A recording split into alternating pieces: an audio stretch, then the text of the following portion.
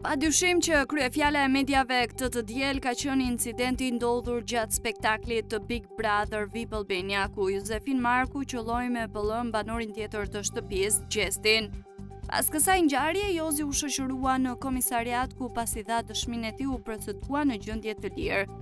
Të shumta kanë qenë reagimet lidhur me këtë situatë. Disa prej ndjekësve e kanë përqafuar veprimin e dhunshëm të këngëtarit e disa të tjerë e kanë dënuar.